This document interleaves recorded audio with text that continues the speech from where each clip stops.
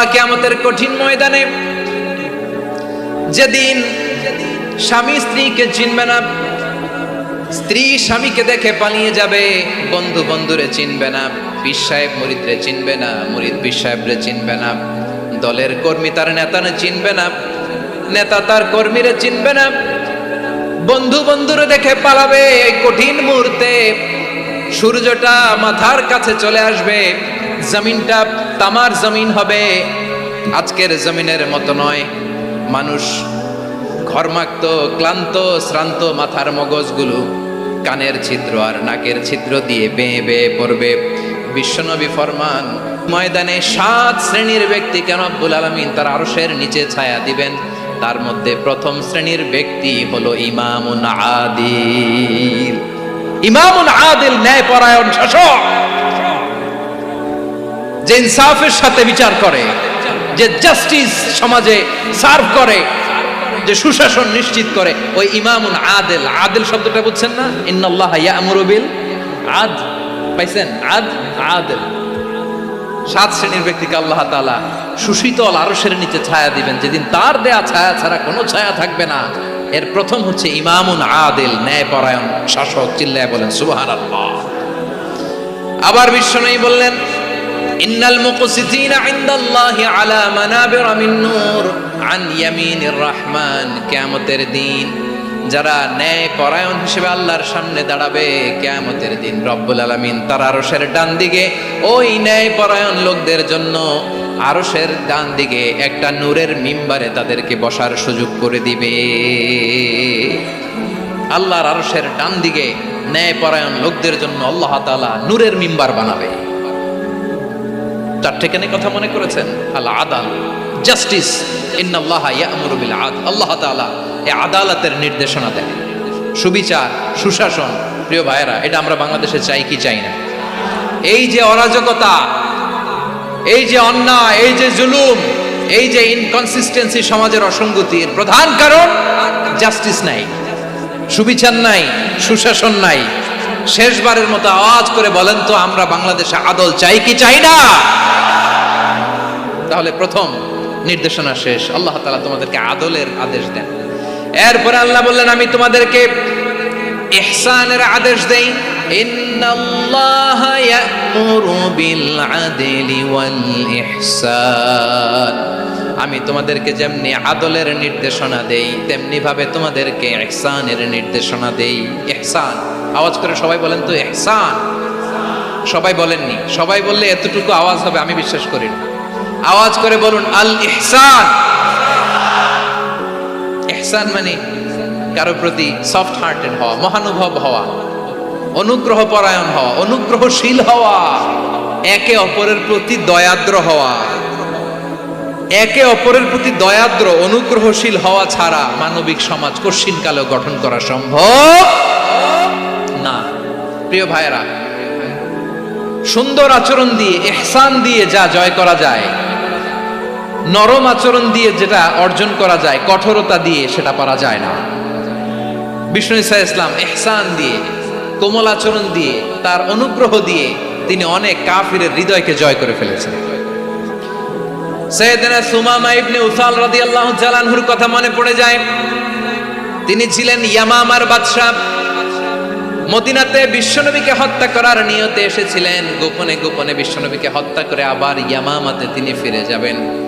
কিন্তু কি অবাক করা কাণ্ড, হত্যা করতে পারে নাই, সাহাবাদের হাতে তিনি ধরা পড়ে গেলেন।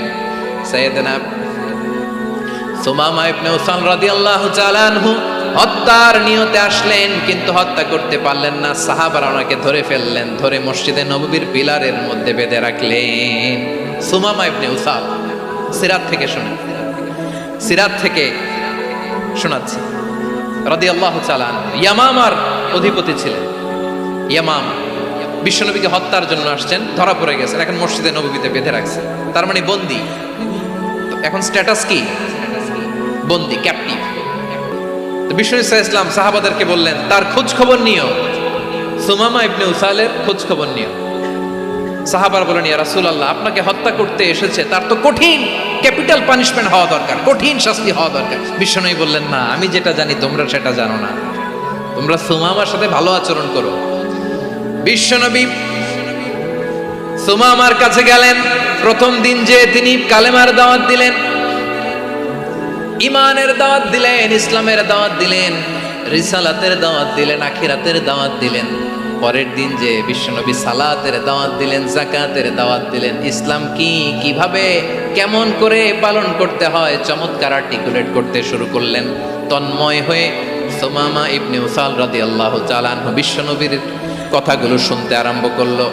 একদিন নয়, দুই দিন নয়, টানা 3 দিন বিশ্বনবী সুমামার কাছে ইসলামকে প্রেজেন্ট করেছেন, উপস্থাপন করেছেন। আওয়াজ করে বলেন, কয় দিন? 3 দিন। 3 দিন মসজিদে নববীতে বাধা। আর সাহাবীদেরকে বললেন, তার খোঁজ খবর নিও। তোমরা যে রুটি বানাও এর মধ্যে সবচেয়ে ভালো আটার রুটিটা তারে দিও, সবচেয়ে রিফাইন্ড খেজুর, যেটা পিওর খেজুর, এটা তারে দিও। আর বিশ্বনবী নিজের উট থেকে দুধ দহন করে ওনার বাড়ির এক কর্মচারীকে বলেছেন, দুধ দহন করে সুমামার জন্য নিয়েছে। সুবহানাল্লাহ পড়বেন না? সবাই তো অবাক, ইয়ামামা থেকে আসছে নবীকে হত্যা করতে, বিশ্বনবী দেখে তারে জামাই আদর করে, তাকে মজার মজার খাবার দিও, দুধ দিও, আদর আপ্যায়ন করো। একদিন নয়, 2 দিন নয়, টানা 3 দিন বিশ্বনবী এভাবে সুমামার কাছে যে ইসলামকে প্রেজেন্ট করতে আরম্ভ করলেন, ইসলামকে উপস্থাপন করতে শুরু করলেন। আর তাকে চমৎকার এন্টারটেইনমেন্ট, আপ্যায়ন দিতে আরম্ভ করলেন। টানা 3 দিন যখন ইসলামের দ্য বিউটিজ অফ ইসলাম, ইসলামের সুমহান বাণী, সৌন্দর্য তার কাছে উপস্থাপন শেষ, তাকে আপ্যায়ন শেষ, বিশ্বনবী বললেন সাহাবাদেরকে, যাও এবার সুমামার হাতের পায়ের রশি দুটো খুলে দাও। সাহাবারা বললেন, ইয়া রাসূলুল্লাহ, কি বলেন আপনি? ও তো হত্যাকারী, সুযোগ পায় নাই, আপনারে মারতে পারে নাই, ছেড়ে দিলে আবারও আপনার উপর তলোয়ার নিয়ে ঝাঁপিয়ে পড়বে। নবী, এই সিদ্ধান্ত আপনি নিতে যাবেন না। বিশ্বনবী বললেন, যেটা বলেছি সেটা করো, সুমামার রশিগুলো ছেড়ে দাও, সুমামার হাতে পায়ের রশিগুলো যে তোমরা খুলে দাও। সাহাবারা তর্ক জুড়ে দিলেন, লা ইয়া রাসূলুল্লাহ, এমনটা করবেন না, তো ভয়ঙ্কর, ভয়ঙ্কর খুনি, কি জানি কি হয়ে যায়। বিশ্বনবী বললেন, না, তার হাতে পায়ের রশিগুলো খুলে দাও। সাহাবারা বিশ্বনবীর কথা মতো তার হাতে পায়ের রশিগুলো খুলে দিল।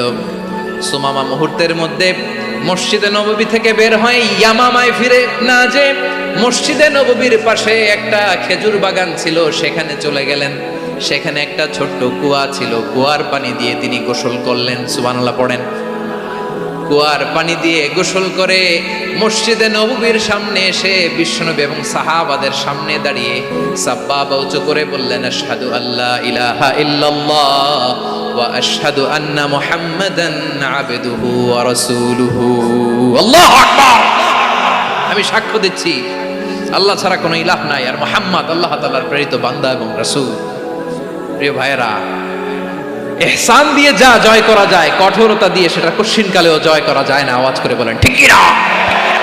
এবার সুমামা দাঁড়িয়ে বলে, ওগো নবী, আমি তো কালিমা পড়ে মুসলমান হয়ে গেলাম, এবার শোনেন, এই মুহূর্তের আগে আপনার চেহারার চাইতে নিকৃষ্ট কোনো চেহারা আমার কাছে ছিল না, কিন্তু শাহাদা পাঠ করার পরে আপনার চেহারার চাইতে উত্তম শ্রেষ্ঠ কোনো চেহারা আমার কাছে আর নাই।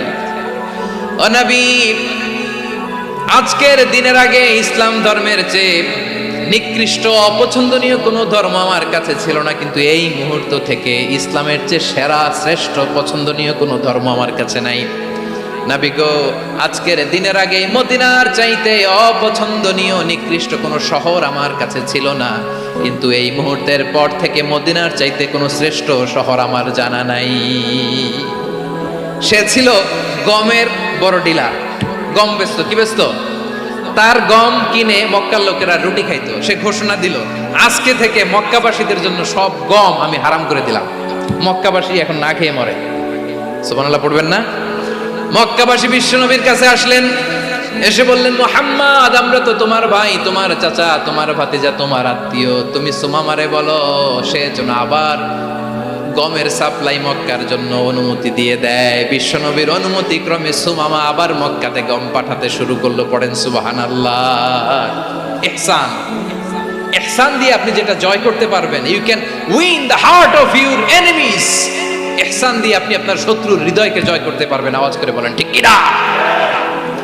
এজন্য আল্লাহ বললেন, ওয়া আনফিকু ফি সাবিলিল্লাহি ওয়ালা তুলকু বিআইদিকুম ইলাত তাহলুকা ওয়া আহসিনু ইন্নাল্লাহা ইউহিব্বুল মুহসিনিন।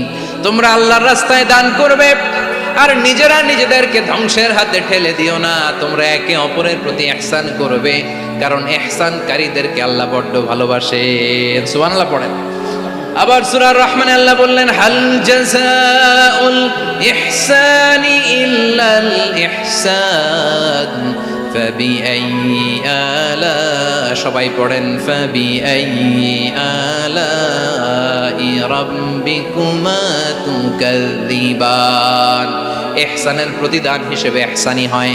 বিশ্বনবী সুমামার প্রতি যেমন ইহসান করেছেন, সুমামাও ঠিক তেমন ইহসান ফিরিয়ে দিয়েছে। ঠিক কিনা বলেন? তাহলে এক নম্বরে হচ্ছে আদ, ন্যায় বিচার। দুই নম্বরে সবাই বলেন ইহসান, সদাচরণ। ইহসান দুই ধরনের প্রিয় ভাইরা, ইহসান ফিল ইবাদা, ইহসান ফিল মুআমালা। ইহসান ফিল ইবাদা হচ্ছে একাগ্র অনুভবে ইবাদতে ডুব দেওয়া, এর নাম ইবাদতের ইহসান।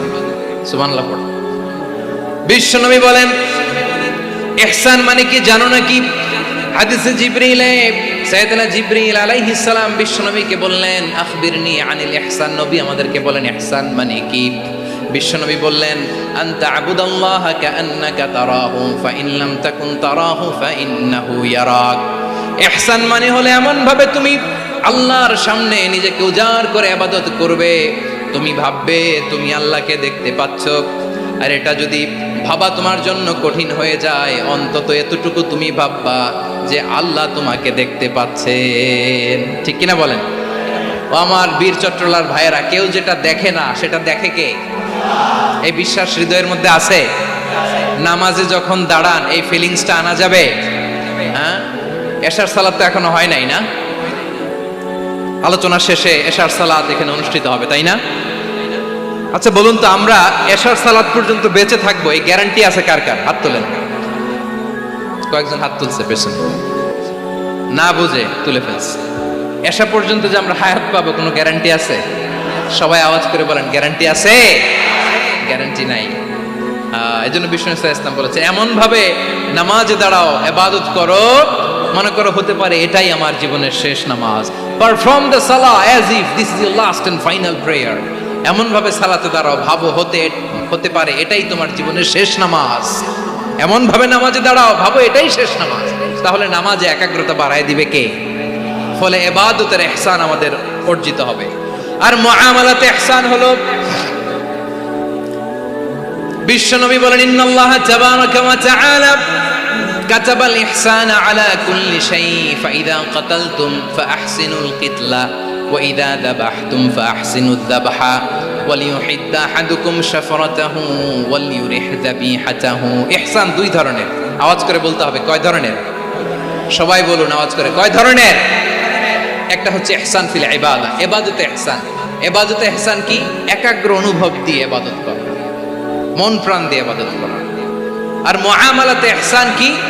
সব কাজে, দৈনন্দিন কাজে, কর্মে, সামাজিক অ্যাক্টিভিটিতে কোমলতা প্রদর্শন করা, অনুগ্রহের সাথে সবকিছু করা। আল্লাহ তাআলা ইন্নাল্লাহা তাবারাকা ওয়া তাআলা কাতাবাল ইহসানা আলা কুল্লি শাই, তিনি সব কিছুর ব্যাপারে ইহসানকে আবশ্যক করেছেন। সবকিছু, মুমিনের সব কাজে ইহসানের পরশ থাকবে। ওয়া ইযা কাতালতুম ফাহসিনুল কিতলা, বিষ্ণুই বলেন তুমি যখন কাউকে হত্যা করো ইহসানের সাথে করো। সুবহানাল্লাহ পড়বেন না? যখন হত্যা করো তখনও ইহসানের সাথে। আচ্ছা হত্যা করবো আবার ইহসান আসবে করতে করে, তো মেরেই ফেলবো আমি। আল্লাহ, ও ভাই একজন খুন করেছে, খুনি, রাষ্ট্রীয় আইনে তার শাস্তি হয়েছে ডেথ পেনাল্টি, মৃত্যুদণ্ড। এখন মৃত্যুদণ্ড দেখে আপনি যেমনি মন চায় তেমনি মারবেন লোকটারে? ওর নাক কেটে ফেলতে পারবেন? ওর কান কাটতে পারবেন? ওর চোখ উপড়ে ফেলতে পারবেন আপনি? যেমন মন চায় তার অঙ্গহানি করা যাবে না। ইহসানের সাথে তাকে হত্যা করবে। সুবহানাল্লাহ, this is Islam, this is the true essence of Islam. ওয়া ইযা যাবাহতুম ফাহসিনুয যাবহা, যখন জবাই করবে তখনও ইহসানের সাথে জবাই করবে। করব জবাই, ওইখানেও নাকি ইহসান। আচ্ছা কুরবানির দিন আমরা পশুগুলোরে কি করি বলেন সবাই আওয়াজ করে? জবাই। জবাই মানে তো এটার মেরেই ফেলতেছি, একটু পরে তো টুকরো টুকরো করে গোশতগুলো খাবো। এটা তো খাবো, এটা তো মেরেই ফেলবে। বিষ্ণু বলে না, জবের মধ্যেও মুমিনের জবের ভেতরেও ইহসানের পরশ থাকা চাই। যখন জবাই করবে প্রাণীটাকে হাত পা টাইট করে বেঁধে নাও, ছুরিটাকে শার্পেন করে নাও, ধারালো করে নাও, যাতে অল্প সময়ে জবাইটা হয়ে যায়, প্রাণীটা যাতে কম কষ্ট পায়। সুবহানাল্লাহ পড়ে। দিস ইজ কল্ড ইহসান। ইহসান আল্লাহ তাআলা যেমনি আদলের আদেশ করেছেন, ন্যায় বিচার জাস্টিস এনশিওর করতে বলেছেন, সমাজে ইহসানের ব্যবহার, ইহসানের অনুশীলন তিনি করতে বলেছেন। এজন্য মুমিনের প্রতিটি কাজে, আমার চট্টগ্রামের ভাইয়েরা আমার দিকে তাকান, খেয়াল করে শুনুন, মুমিন জীবনের প্রতিটি কাজে ইহসানের পরশ থাকা চাই। আমরা যেন আমাদের পরিবারের প্রতি ইহসান করি, আমরা যেন আমাদের কর্মচারীদের প্রতি ইহসান করি, আমরা যেন আমাদের কলিগদের প্রতি ইহসান করি, আমরা যেন আমাদের ভাইদের প্রতি ইহসান করি। মুমিন জীবনের প্রতি কাজে ইহসানের পরশ থাকার দরকার আছে না নাই? কথা বুঝতে পেরেছেন? তাহলে আল্লাহ তাআলার তিনটা আদেশ ছিল, কয়টা গেল? ভুলে গেছে, ভুলে গেছে চট্টগ্রাম। তিনটা আদেশের মধ্যে কয়টা বললাম? প্রথমে কি ছিল? আদল। 2 নম্বরে, 3 নম্বরে রব্বুল আলামিন বললেন ওয়া ইতা ইদিল কুরবা, নিকটাত্মীয়দেরকে দান করো, নিকট আত্মীয়দেরকে দাও, যারা তোমাদের ব্লাড কানেকশনের আত্মীয় তাদেরকে তোমরা দাও। এখানে জেনারেলি বললেন দাও, কি দিব সেটা তিনি এখানে বলেন নাই, সেটা তিনি সূরাতুল ইসরার মধ্যে বলেছেন। আল্লাহ বলেন ওয়া আতিযাল কুরবা হাক্কাহ, নিকট আত্মীয়দেরকে তাদের অধিকার, তাদের প্রাপ্য তোমরা বুঝিয়ে দাও। দেখেন, একটা শান্তির সমাজ, একটা সমৃদ্ধ সমাজ, একটা মানবিক সমাজ গঠনের জন্য আল্লাহ তাআলা বেশি না, মাত্র 3টা অর্ডার, 3টা ভার্ডিক্ট তিনি জারি করেছেন। 1 নাম্বার সুশাসন, ন্যায় বিচার। 2 নাম্বার ইহসান। 3 নাম্বার নিকটাত্মীয়, যারা কাছে, তোমার ভেরি ক্লোজ রিলেশনশিপে আছে, তাদেরকে দাও। দাও, দিলে বাড়িয়ে দেয় কে? অনেকে দিতে চায় না, কৃপণতা করে। দিলে বাড়ায় দেয় কে? ও মিয়া, মদিনার মধ্যে সবচাইতে গরিব সাহাবী ছিল বেলাল রাদিয়াল্লাহু তাআলা আনহু। ওনার এন্টায়ার অ্যাসেট, সম্পদের পরিমাণ কতদূর জানেন? একটা লুঙ্গি। বেলাল রাদিয়াল্লাহু তাআলা আনহু, ওনার টোটাল ওয়েলথের এস্টিমেশন হচ্ছে মাত্র একটা লুঙ্গি। একটা লুঙ্গি, টোটাল ওয়েলথ এস্টিমেশন, টোটাল সম্পদের পরিমাণ বেলাল রাদিয়াল্লাহু তাআলা আনহুর কি ছিল? কথা বোঝে নাই বোধহয়। কি ছিল? ওই বেলাল রাদিয়াল্লাহু তাআলা আনহুকে বিষ্ণু ইসলাম বলেছেন আনফিক ইয়া বেলাল, ও বেলাল তুমিও দাও। ওয়ালা তাখশা মিন যিল আরশি ইখলালা, আরশের অধিপতির তো কোনো ঘাটতি নাই, তুমি দিলে ওই আল্লাহ তোমারে বাড়ায় দিবে। এজন্য আমার প্রিয় ভাইয়েরা, দিলে কমে না, দিলে বাড়ে। অনেকে ধরে রাখে, নতুন কিছু নিতে পারে না, হাত দিয়ে যেটা ধরে রেখেছেন এটা দিয়ে দেন, বড় একটা ধরার সুযোগ পাবেন। জোরে বলেন ঠিক কিনা? ধরেন 5 কেজি ওজনের একটা ধরে রাখছেন, এখন 10, এটা না ছাড়লে 10 কেজি ধরতে পারবেন আপনি? আচ্ছা, 10 কেজির জিনিস একটা আছে হাতে, ওইটা যদি ছেড়ে দেন তাহলেই না 15 কেজি ধরতে পারবেন। কথা বলেন ঠিক কিনা? তাহলে দিলে বাড়িয়ে দেয় কে? রব্বুল আলামিন বললেন 3 নাম্বার আদেশ হলো তোমাদের প্রতি সমাজটারে কেমন করে মানবিক সমাজ, সুন্দর সমাজ গড়বা। 3 নাম্বার আদেশ হলো ওয়া আতিদাল কুরবা হাক্কা, নিকটাত্মীয়দেরকে তাদের প্রাপ্য বুঝিয়ে দাও। এই নিকটাত্মীয়দেরকে তাদের অধিকার বুঝিয়ে দেওয়া, প্রাপ্য বুঝিয়ে দেওয়াতে আমাদের গাফলতি আছে না নাই? চট্টগ্রামে নাই? মাশাআল্লাহ আছে, আছে।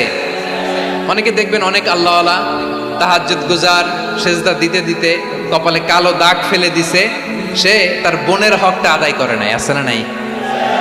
হ্যাঁ, এখানেও আছে। সর্বনাশ।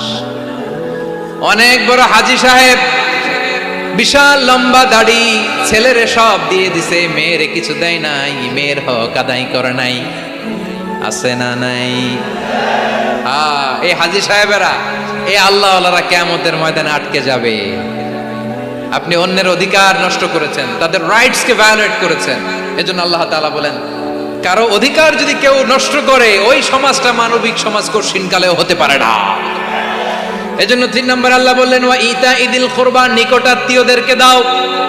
কি দিবা? তাদের অধিকার দিয়ে দাও, বোনের অধিকার বুঝিয়ে দাও। মেয়ের অধিকার বুঝিয়ে দাও, ফুফুর অধিকার বুঝিয়ে দাও। দেখবেন অনেক মায়েরা ছেলের পাতে মুরগির রান দেয়, মেয়ের পাতে দেয় মুরগির ঠ্যাং। এরকম আছে না নাই? ছেলেরা কি দেয় মুরগির, মেয়ের পাতে কি দেয়? তো মেয়ের কি মুরগির রান খেতে মনে যায় না? মনে যায় না? এমনটা করা যাবে না। নিকটাত্মীয়দেরকে অধিকার দিয়ে দাও, নিকটাত্মীয়ের সাথে সুসম্পর্ক রাখো। আদেশটা কার? এজন্য প্রিয় ভাইয়েরা, জীবনে যদি বারাকা অর্জন করতে চান, নিকটাত্মীয়দের সাথে সুসম্পর্ক রাখতে হবে, তাদের জন্য উপহার পাঠাতে হবে। বিশ্বনবী বলেন, লা ইয়াদখুলুল জান্নাতা কাতে, যে ব্যক্তি আত্মীয়তার সম্পর্ককে ছিন্ন করে দেয়, সে কশিন কালেও আল্লাহর জান্নাতে ঢুকবে না। আপনি কি এটারে সহজ হাদিস মনে করছেন? এটা সহজ কথা? আপনি ভাবছেন আপনার নামাজ আপনার বাঁচাতে পারবে, আপনার রোজা বাঁচাতে পারবে, আপনার তাহাজ্জুদ আপনারে বাঁচাতে পারবে? অধিকার নষ্ট করলে কিছুই আপনারে বাঁচাতে পারবে। এজন্য নিকট আত্মীয়দেরকে দিতে হবে বেশি বেশি। বিশ্বনবী বলেন, ইন্না সাদাকাতা আলাল মিসকিনি সাদাকা ওয়া আলা যির রাহিমি ইসনাতান সাদাকাতুন ওয়া সিলা।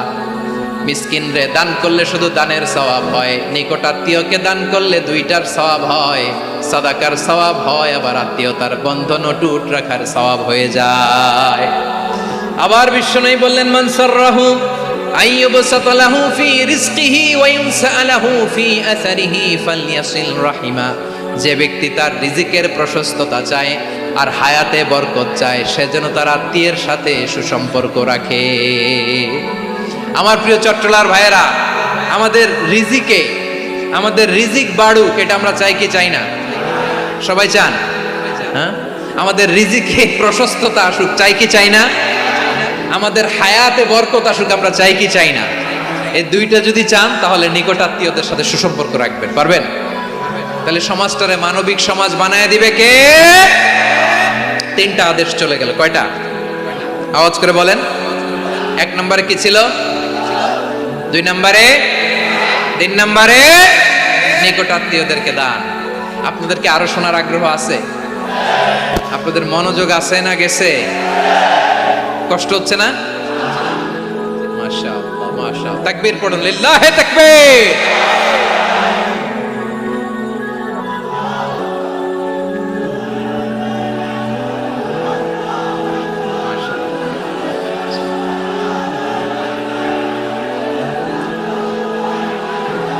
আমার প্রিয় ভাইয়েরা, আল্লাহ তাআলা তিনটা জিনিসের যেমনি আদেশ করেছেন, অনুরূপভাবে তিনটা বিষয় তিনি বারণ করেছেন, নিষেধ করেছেন। ওগুলোর কাছেও যাওয়া যাবে। শুনবেন। রাব্বুল আলামিন বলেন, ওয়ায়ানহা আনিল ফাহশাই ওয়াল মুনকারি ওয়াল বাগি। আমি যেমনি তিনটি বিষয়ে আদেশ করলাম, অনুরূপভাবে তিনটি বিষয়ে বারণ করলাম, নিষেধ করলাম। আমার এক নাম্বার নিষেধাজ্ঞা হলো অশ্লীলতার প্রতি। ফাহশা, ওয়ায়ানহা আনিল ফাহশা। আল্লাহ তাআলা অশ্লীলতাকে নিষেধ করেছেন। কোন জিনিসকে? সবাই বলুন, কোন জিনিসকে? যত ধরনের, যত টাইপের, যত ক্যাটাগরির অশ্লীলতা হতে পারে, সব অশ্লীলতাকে হারাম করেছেন কে? ফাহশা মানে কি? কথায়, কাজে, আচরণে, কমেন্ট, ফেসবুকের কমেন্টসে যত ধরনের নোংরামো আছে, যত ধরনের অশ্লীলতা আছে, এটাকে আরবিতে বলে ফাহশা। এটাকে কি বলে? রাব্বুল আলামিন বলেন, কুল ইন্নামা হাররামা রাব্বিয়াল ফাওয়াহিশা মা যাহারা মিনহা ওয়া মা বাতান। ও নবী, আপনি বলে দেন, আমার রব প্রকাশ্য, অপ্রকাশ্য, স্পষ্ট কিংবা অস্পষ্ট, দৃশ্যমান কিংবা অদৃশ্যমান সব অশ্লীলতাকে হারাম করেছে। সব ধরনের অশ্লীলতা হারাম, সব ধরনের। আল্লাহ তাআলা আমাদেরকে অশ্লীলতা থেকে বাঁচান, অশ্লীলতা থেকে তিনি আমাদেরকে হেফাজত করুক। পড়েন আমিন। এবার বলেন, আমাদের সমাজে অশ্লীলতা আছে না নাই? চট্টগ্রামে নাই? আমি কই নাই, ওনারা বলে আছে। আমি সামহাও বাঁচায় দেওয়ার ট্রাই করতেছি, ওনারা বলে আছে। অশ্লীলতা নানা ভাবে, নানা নামে, নানা মোড়কে আমাদের সমাজে আছে না নাই? সংস্কৃতির নামে, ফ্যাশনের নামে, বিনোদনের নামে, উপন্যাসের নামে, কনসার্টের নামে অশ্লীলতা আছে না নাই? আপনি দেখেছেন কনসার্টগুলোর অবস্থা? এই যে আতিফ আসলাম যে আসছে আমাদের দেশে, তারপর কে কে আসছে, আমাদের তরুণ তরুণীরা, আমাদের যুবক যুবতীরা, আমাদের জেনজিরা, কি অবস্থা ওইখানে? হ্যাঁ, কি অবস্থা? কে বাঁচাবে ওদের? কে রক্ষা করবে ওদের ইমানের, ওদের চরিত্রের হেফাজতের গ্যারান্টি কে দিবে? কনসার্টের নামে অশ্লীলতা আছে না নাই? ছেলে মেয়ে একে অপরকে জড়ায় ধরতেছে, একে অপরকে চুমো খাচ্ছে প্রকাশ্যে, দিবালোকে, গণমানুষের সামনে।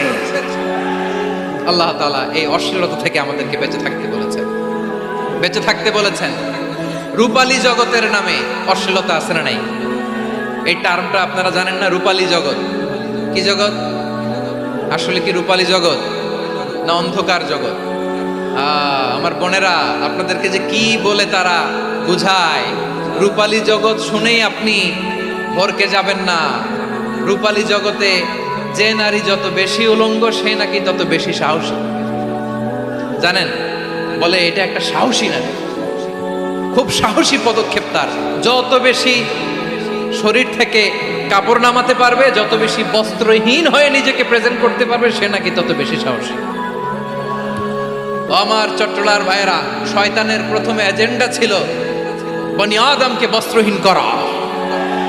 সে আদম এবং হাওয়া আলাইহিস সালামকে নিষিদ্ধ গাছের ফল খাইয়ে তাদেরকে বস্ত্রহীন করেছে।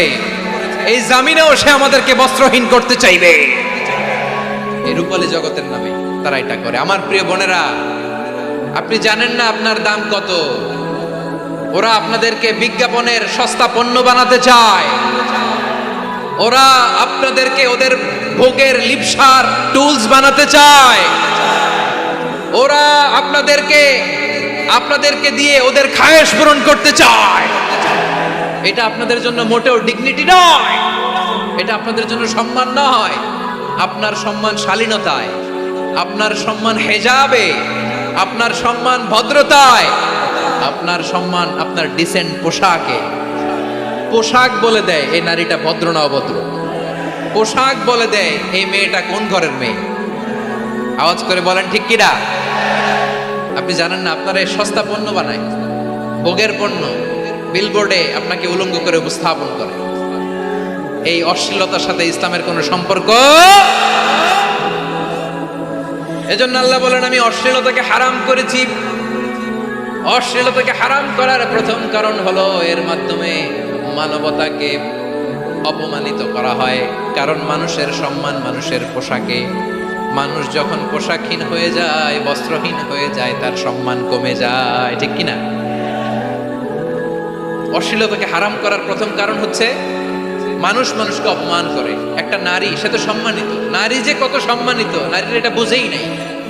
বিশ্বনবী বলেন, আর দুনিয়া কুল্লুহা মাতা ওয়া খায়রু মাতা'আদ দুনিয়া আল মারআতুস সালিহা। আমার বোনেরা, 5টা প্যান্ডেলে আপনারা এলইডিতে আমার আলোচনা শুনছেন, আমি জানি। আপনাদের এই গর্ভ যে কত দামি আপনি জানেন না। আপনার পেট থেকেই আসবে আগামী দিনের সালাহুদ্দিন আল আইয়ুবী। আপনার পেট থেকেই আসবে অনাগত দিনের ইমাম মাহদী আল মুনতাযর। আপনার পেট থেকেই আসবে অনাগত দিনের ফয়সাল, ওয়াসিম, মুগ্ধ, আবু সাইদের মতো বীর যোদ্ধা।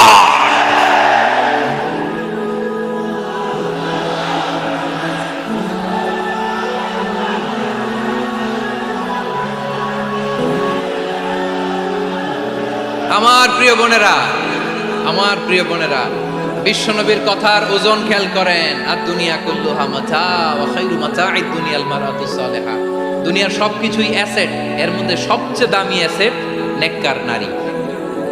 আপনার গর্ভ যে কত দামি আপনি জানেন না। নিজের সময়টাকে কাজে লাগান, কোরআন পড়েন, সুন্নাহ পড়েন। আপনার অনেক দায়িত্ব ঘরে। You are the MD of your family. একটা family it's a very big institution. পরিবার একটা অনেক বড় প্রতিষ্ঠান। and you are the MD of your institution. আপনি এই পরিবারের MD, managing director of your family. এখানে আপনার কত দায়িত্ব। আপনি ছেলে মেয়েদেরকে তারবিয়া করবেন। আপনি আপনার স্বামীর জন্য ঘরটারে জান্নাতের নীর বানাবেন। আপনার জন্য জান্নাতের ডুপ্লেক্স বাড়ি ওইখানে তৈরি করে রাখবে কে? আপনি যে কত দামি আপনি জানেন না। নারীদেরকে আল্লাহ বানিয়েছেন উচ্চতর করে, নিম্নতর নয়। নারীদেরকে ছোট্ট জিনিস দিলে এটারে বড় করে দেয়। নারীদেরকে ভ্রূণ দিলে, শুক্রাণু দিলে নারী এটারে বাচ্চা হিসেবে উপহার দেয়, ঠিক কিনা? বিয়ের মাধ্যমে স্বামী যখন তার শুক্রাণু তার স্ত্রীকে উপহার দেয়, স্ত্রী রিটার্নে কি উপহার দেয়? ফুল ফর্ম বেবি, মানব সন্তান। দেখছেন, আপনি দিলেন একটুক, উনি দিছে বিশাল। আপনি যদি নারীকে বাজার এনে দেন, নারী এটাকে সুস্বাদু খাবারে রূপান্তর করে দেয়। আপনি তাকে একটা মুচকি হাসি দিয়ে দেন, সে তার কলিজা দিয়ে দেয়। কিন্তু যদি আপনি তার মনে কষ্ট দেন, সে আপনার জীবনকে জাহান্নাম বানাইয়া দেয়। খবর আছে, নারীর মন বুঝতে পারলে নেয়ামত, বুঝতে না পারলে কিয়ামত, ঠিক কিনা বলে? কত দামি আপনি জানেন না, জানেন না আপনি কত দামি, অনেক দামি আপনি। আপনাদেরকে যেন ভোগের সস্তা পণ্য বানাতে না পারে, আপনাদেরকে সচেতন থাকতে হবে, সজাগ থাকতে হবে, কনসার্ন থাকতে হবে। শয়তানের ওই হাতছানির দিকে আর নজর দেওয়া যাবে না। তাহলে কেন আল্লাহ তাআলা এই ফাহশা অশ্লীলতাকে হারাম করলেন? এক নাম্বার, এতে হিউম্যান ডিগনিটি কমে। দুই নাম্বার, এতে মানুষের অধিকার নষ্ট হয়। আপনি বিয়ে করেছেন এরে, পরকিয়া করেন ওর সাথে, এরকম আছে না নাই? স্ত্রীর অধিকার নষ্ট করেছেন। আপনি বিবাহ সম্পর্কে আবদ্ধ হয়েছেন তার সাথে, আপনি পরকিয়া করেন ওই ছেলের সাথে, আপনি আপনার হাজবেন্ডের সাথে বিট্রে করেছেন। এজন্য আল্লাহ অশ্লীলতাকে হারাম করেছেন। অশ্লীলতাকে হারাম করার আরেকটা কারণ হচ্ছে আল্লাহ তাআলা এই হিউম্যান জেনারেশনকে এটাকে প্রিজার্ভ করতে চায়। হিফজুন নাসল, এটা মাকাসিদুশ শরিয়ার অনেক গুরুত্বপূর্ণ একটা মাকাসিদ, অনেক গুরুত্বপূর্ণ। আপনার নাসল, আপনার জেনারেশনকে সংরক্ষণ করা। এই যে আসতেছে ফেব্রুয়ারি, কত ফেব্রুয়ারি জানো? এটা কি বিশ্ব ভালোবাসা দিবস? হ্যাঁ, কি দিবস? এই বিশ্ব ভালোবাসা দিবসের সাথে মুসলমানদের কোনো সম্পর্ক নাই। আমার প্রিয় ভাইরা, এই যে আপনি অবৈধ সম্পর্কে জড়ালেন, কেন আল্লাহ অশ্লীলতাকে হারাম করেছে দেখেন। বলতেছিলাম যে এটা আপনার নাসাল, আপনার জেনারেশন, আপনার লিনিয়েজ, আপনার বংশকে প্রিজার্ভ করা। কে কার বাবা, কে কার মা, বাবা মা জানা, প্রজন্মকে প্রিজার্ভ করা, এটা ইসলাম ওয়াজিব করে দিয়েছে। এই যে অবৈধ সম্পর্কের কারণে, বিশ্ব বেহায়া দিবসের কারণে, এগুলোর আউটকাম, আউটপুট হিসেবে মাঝে মাঝে এই ঢাকা মেডিকেলের ডাস্টবিনে নবজাতকের বাচ্চার কান্নার আওয়াজ শুনতে পাওয়া যায়। চট্টগ্রাম মেডিকেলের ডাস্টবিনে নবজাতকের কান্না শুনতে পাওয়া যায়। বীর চট্টলার মুসলমানেরা বুঝতে পারলে আওয়াজ করে বলেন, এই যে চট্টগ্রাম মেডিকেলে যে নবজাতকটা পাওয়া গেল, ওর বাবাকে আমাকে বলেন, ওর বাবাকে, ওর মাকে, ও কোন ফ্যামিলির সন্তান কেউ জানে? আপনি হিউম্যান ডিগনিটিকে অপমান করেছেন না? আপনি তার ভবিষ্যৎকে অন্ধকার করেছেন না? আপনি তার লিনিয়েজকে প্রশ্নবিদ্ধ করে দিয়েছেন না? এই জন্য আল্লাহ তাআলা অশ্লীলতাকে আমাদের জন্য হারাম করে দিয়েছেন। পড়েন সুবহানাল্লাহ। এই জন্য রাব্বুল আলামিন বলেন, কুল ইন্নামা হারামা রাব্বিয়াল ফাওয়াহিশা মা যাহারা মিনহা ওয়া মা বাতান। প্রকাশ্য অপ্রকাশ্য সব অশ্লীলতাকে হারাম ঘোষণা করে দিয়েছে কে? আবার দুনিয়ার বুকে যারা অশ্লীলতার প্রসার করে তাদের জন্য শাস্তি মজুদ রেখেছে কে?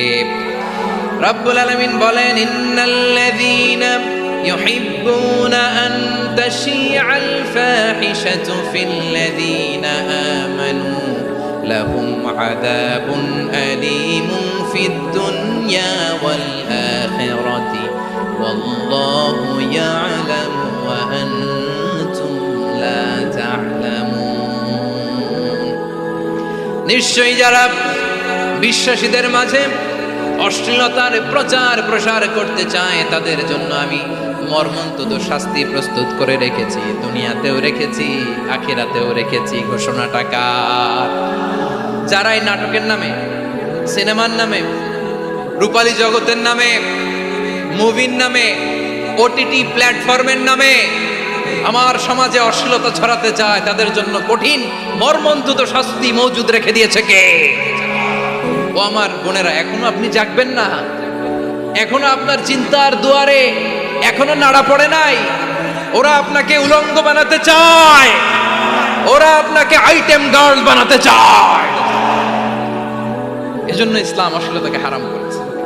হারাম। ইসলাম বলেছে যোজন যোজন দূরে থাকো, ওরা বলে না কাছে আসো, কাছে আসার গল্প, ক্লোজ আপ ওয়ান, কাছে আসার গল্প আছে না নাই? চট্টগ্রামে তো এগুলো নাই মাশাআল্লাহ। হ্যাঁ, এখানেও আছে ক্লোজ আপ ওয়ান, কাছে আসার গল্প। আল্লাহ বলেন ওয়ালা তাকরাবুজ জিনা, কাছেও এসো না, জিনা থেকে যোজন যোজন কিলো দূরে থাকো, ওরা বলে কাছে আসার গল্প। আমার বীর চট্টলার ভাইয়েরা, কাছে আসতে হলে আমরা কোরআনের কাছে আসব, কাছে আসতে হলে নবীর কাছে আসব, কাছে আসার গল্প হবে আমার রবের কাছে আসার গল্প। চিল্লায় বলো ঠিক কিনা?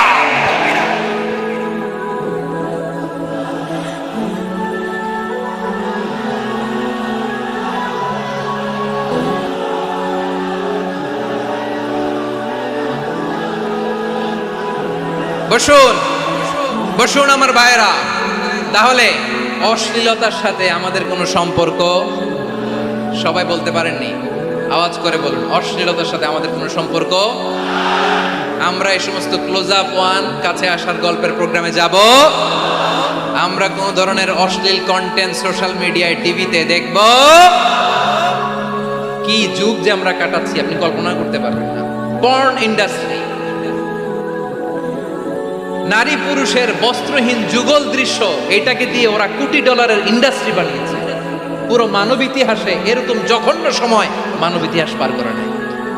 পর্ন এটা ইন্ডাস্ট্রি হয়ে গেছে। আমাদের এই যুবকগুলো, জেনজিগুলো, ওদের চরিত্র বাঁচাবে কি করে? কেমন করে হেফাজত করবে ওদের এই মূল্যবান চরিত্র? আমার প্রিয় ভাইরা, এই অশ্লীলতার দ্য লেটেস্ট ভার্সন হচ্ছে LGBTQ, শরীফ থেকে শরীফা। শুনছেন আপনারা? দেখতে পুরুষ, আসলেই পুরুষ, সুস্থ একজন পুরুষ, 4 সন্তানের বাবা, বলে আমি মনে মনে নারী। দেখতে নারী, সুস্থ নারী, আসলেই সে দিব্যি একজন নারী, বলে আমি মনে মনে পুরুষ। সবচেয়ে ভয়ঙ্কর অশ্লীলতার সবচাইতে লেটেস্ট ভার্সন হচ্ছে এই ট্রান্সজেন্ডারিজম। সুস্থ পুরুষ তার বায়োলজিক্যাল গ্রোথকে হরমোন দিয়ে স্টপ করে দিয়ে সে সার্জারি করে নারী হতে চায়, সুস্থ নারী পুরুষ হতে চায়। পুরুষ পুরুষের প্রতি সেক্সুয়ালি আকর্ষণ বোধ করে, এটা লূত আলাইহিস সালামের কওমের মধ্যে ছিল। এটাকেও আল্লাহ কোরআনে ফাহিশা বলেছেন। ওয়ালুতান ইয قال لقومه أتأتون الفاحشة ما سبقكم بها من أحد من العالمين। লূত আলাইহিস সালাম বললেন, তোমরা কি এমন এক অশ্লীল কার্যক্রমে ডুব দিলে নাকি যেটা গোটা বিশ্বের কেউ কখনো করে নাই, তোমরাই প্রথম করেছো। পড়েন নাউযুবিল্লাহ। এই পশ্চিমের এই রোগ আমার দেশে যেন আসতে না পারে, আমাদের সজাগ থাকতে হবে। প্রিয় ভাইরা, চিল্লায় বলেন ঠিক কিনা? পশ্চিমের অবস্থা ভয়ঙ্কর। পাশ্চাত্যে আমি যুক্তরাষ্ট্রে ছিলাম অনেকদিন, কয়েক মাস, বিভিন্ন স্টেটে ঘুরেছি। গার্ডিয়ানরা উদ্বিগ্ন, ছেলে মেয়েদেরকে, ছোট্ট ছেলে মেয়ে, ওদেরকে জিজ্ঞেস করে তুমি how do you feel right now inside yourself, তুমি ভিতরে ভিতরে কেমন ফিল করো, তোমার কি ছেলে ছেলে লাগে না মেয়ে মেয়ে লাগে? আচ্ছা বলেন, এই ছোট্ট বাচ্চাটাও কি এগুলো জেন্ডার অ্যাসাইনমেন্ট বলতে এগুলো কিছু বুঝে? এইভাবে মিসগাইড করা হচ্ছে। কৌতূহল বশত ছোট্ট ছেলে যদি বলে আমার তো মেয়ে মেয়ে লাগে, তখন বলে যে না তুমি মেয়ে, ছেলে না। মা বাবা বাধা দিলে ওকে আলাদা গভর্নমেন্ট হাউসে নিয়ে যাবে। ভয়ঙ্করতম অবস্থা। আমরা একটা সময় শুনতাম, হুজুর আমার ছেলেটা খুব ভালো, হাফেজে কোরআন, আল্লাহওয়ালা। হুজুর আমার ছেলে দাড়ি রাখছে, আল্লাহওয়ালা। হুজুর আমার ছেলে 5 ওয়াক্ত সালাত জামাতের সাথে পড়ে, তার মানে আল্লাহওয়ালা। পশ্চিমে যে আমি কি শুনছি জানেন? ওরা বলে হুজুর আমার ছেলেটা ইউনিভার্সিটির একটা মেয়ের সাথে প্রেম করে, ও খুব আল্লাহওয়ালা, হুজুর দোয়া করবেন। এর কারণ ওদের কাছে আল্লাহওয়ালার ক্রাইটেরিয়া হচ্ছে হুজুর আমার ছেলেটা আরেক ছেলের পছন্দ করে নাই, আমার মেয়েটা আরেক মেয়েকে ভালোবাসে নাই, এজন্য আমার ছেলেটা আল্লাহওয়ালা, হুজুর ওর জন্য একটু দোয়া করে দিয়ে। কি চ্যালেঞ্জ ওরা ফেস করতেছে। ওনার ছেলে যে আরেক ছেলেরে বিয়ে করবে না, এটাতেই উনি খুশি যে আলহামদুলিল্লাহ আমার ছেলেটা একটা মেয়েরে ভালোবাসে, আমার মেয়েটা একটা ছেলেরে ভালোবাসে, মানে এটা খুব আল্লাহওয়ালা। নাউজুবিল্লাহ পড়তে পারলেন না? এজন্য অশ্লীলতার সাথে আমাদের কোনো সম্পর্ক। রব্বুল আলামিন বলেন ওয়ায়ানহা আনিল ফাহশাই ওয়াল মুনকারি ওয়াল বাগি তিনটা জিনিসকে আমি নিষিদ্ধ করলাম। এক নাম্বার হলো ফাহশা, অশ্লীলতা। দুই নম্বরে হলো মুনকারের সমস্ত মন্দ কাজ। আপনাদের মনোযোগ আছে না? শেষ করে দিব? আর 2-1 মিনিট শুনবেন? আচ্ছা বলি তাহলে, আর 2-1 মিনিট। তাহলে নিষেধাজ্ঞা জারি করেছেন তিনটা জিনিসের উপর। এক নাম্বার কি? ফাহশা, অশ্লীলতা। দুই নাম্বার মুনকার। মুনকার মানে হচ্ছে যত মন্দ কাজ, খারাপ কাজ, বাজে কাজ, এটার বলে মুনকার। এটার কি বলে? আপনারা পড়ছেন না, তা'মুরুনা বিল মা'রুফি ওয়া তানহাউনা আনিল মুনকার। ভালো কাজের আদেশ, সৎ কাজের আদেশ, অসৎ কাজের নিষেধ। মুনকার, মুনকার হচ্ছে মানুষের স্বাভাবিক বিবেক বোধ যেটাকে খারাপ বলে, ওইটাই মুনকার। পৃথিবীর সব আসমানি গ্রন্থ যেটাকে খারাপ বলেছে, মানুষের স্বাভাবিক বিবেক বোধ যেটাকে খারাপ বলেছে, এগুলো সব মুনকার। যেমন ইবলিজি, এটা কি ভালো না খারাপ? মজুদদারি, খাদ্যে ভেজাল দেওয়া, ওজনে কম দেওয়া, মাছে ফরমালিন মিশানো, চাঁদাবাজি, টেন্ডারবাজি, দখলবাজি, এগুলো আমাদের স্বাভাবিক বিবেকেই বলে এগুলো খারাপ, এগুলো হচ্ছে মুনকার। আল্লাহ তাআলা এই মুনকার থেকে আমাদেরকে বেঁচে থাকতে বলেন, আর শয়তান এই মুনকারের প্রতি আমাদেরকে উদ্বুদ্ধ করে।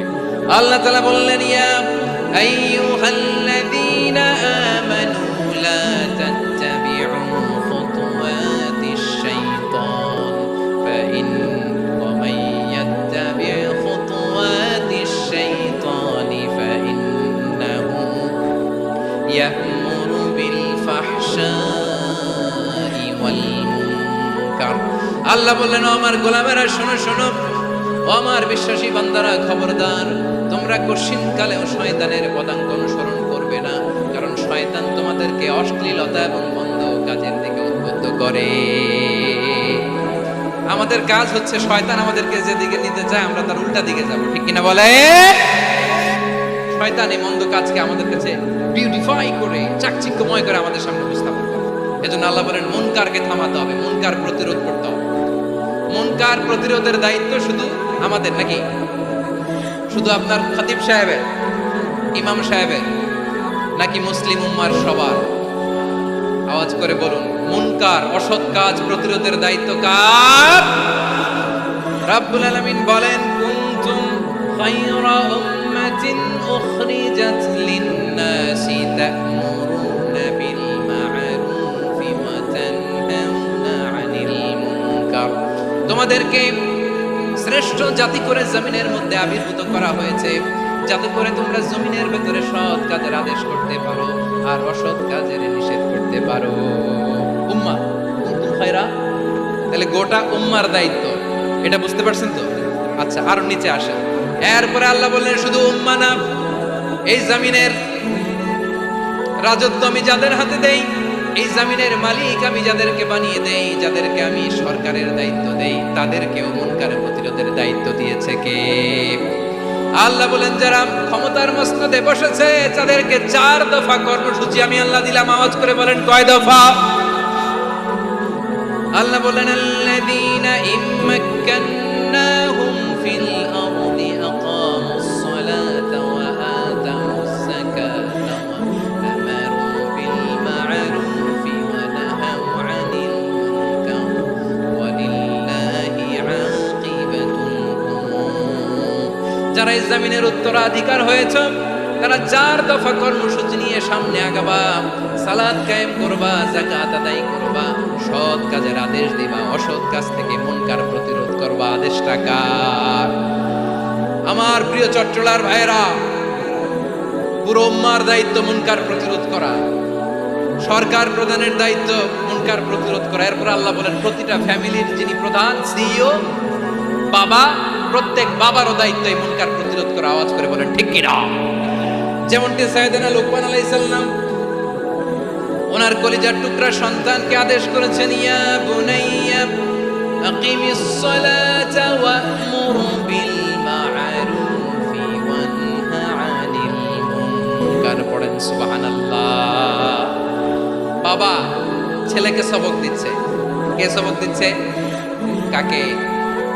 লুকমান আলাইহিস সালাম ছেলেকে বলতেছে, ওরে আমার কলিজার টুকরা সন্তান, ওরে আমার বাছা, নামাজ কায়েম করবা, সৎ কাজের আদেশ দিবা, আর মুনকার প্রতিরোধ করবো, অসৎ কাজ, সমাজ থেকে খারাপ কাজকে ছেটে বিদায় করে দিবা। তাহলে দেখেন আমি স্টেপ বাই স্টেপ নাম, পুরা উম্মার দায়িত্ব, জমিনের উত্তরাধিকারী আল্লাহ যাদেরকে বানিয়েছেন সরকার, তাদের দায়িত্ব, প্রতিটি ফ্যামিলির প্রধানের দায়িত্ব, এরপরে বিশ্বনবী বলেন সচেতন প্রতিটি মুসলিমের দায়িত্ব সমাজ থেকে মুনকারকে উৎখাত করা। বিশ্বনবী বলেছেন মান রাআ মিনকুম মুনকারান ফালিয়ুগাইয়িরহু বিয়াদিহি ফাইন লাম ইস্তাতি ফাবিলিসানিহি ওয়া ইন লাম ইস্তাতি ফাবিকলবিহি ওয়া যালিকা আযআফুল ঈমান। সমাজে যে মুনকার দেখবে, খারাপ কাজ দেখবে, সেজন্য হাত দিয়ে সেটাকে থামায়। কি দিয়ে? আপনাদের তো হাত নাই না? হাত আছে, হাত আছে। ওরা যেই হাত দিয়ে অন্যায় করে ওইটা প্রতিরোধের জন্য আমাদেরও হাত আছে না নাই? থামাতে হবে, থামাতে হবে।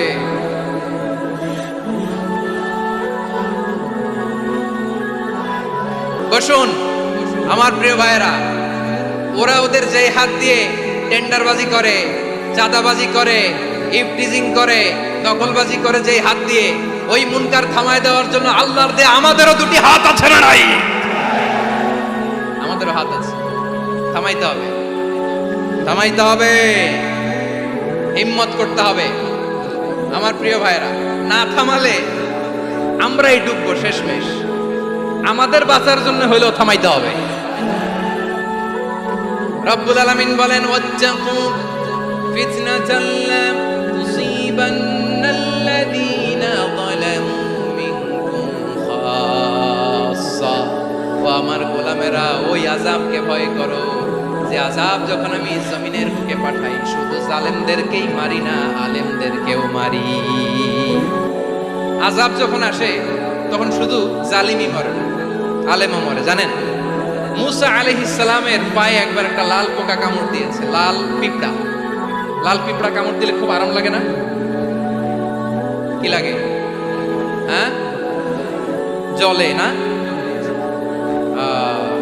লাল একটা পিঁপড়া কামড় দিছে, তো উনি রেগে মেগে পাশি দেখে লাল পিঁপড়ার বাসা পা দিয়ে ডলে মুছে সবগুলো পিঁপড়া মেরে ফেলেছে। এই ঘটনাটা আল্লাহ ঘটিয়েছেন, এই জন্য মুসা আলাইহিস সালাম ছিলেন কালিমুল্লাহ, সরাসরি আল্লাহর সাথে কথা বলতেন। তিনি আল্লাহকে জিজ্ঞেস করেছিলেন, আল্লাহ তুমি যখন কোনো জনপদে আযাব পাঠাও, শাস্তি দাও, ওখানকার শুধু জালেমরাই তো মরে না, ভালো মানুষগুলাও মরে, তো আযাব দিবা মুশরিকদের উপর দিবা, অবাধ্যদের উপর দিবা, ভালো মানুষগুলারে মারো কেন? আল্লাহ বলেন, মুসা তোমার যে কামড় দিছিল পায়ের মধ্যে পিঁপড়া, কয়টা পিঁপড়া? জোরে বলেন। একটা পিঁপড়া, তো সবগুলারে মার লাগে? রেগে মেগে পুরো পিঁপড়ার বাসা ভেঙে মেসাকার করলা কেন? এই মুসা, আমি যখন অ্যাকশনে যাই, আমি যখন শাস্তি দেই, তখন এত বাস বিচার করা হয় না, বাস বিচার করা যায় না। যখন অ্যাকশনে যাওয়া হয় ওইটা ডাইরেক্ট অ্যাকশন হয়ে যায়। চিল্লায় বলো ঠিক কিনা? এজন্য আমাদের বাঁচার জন্য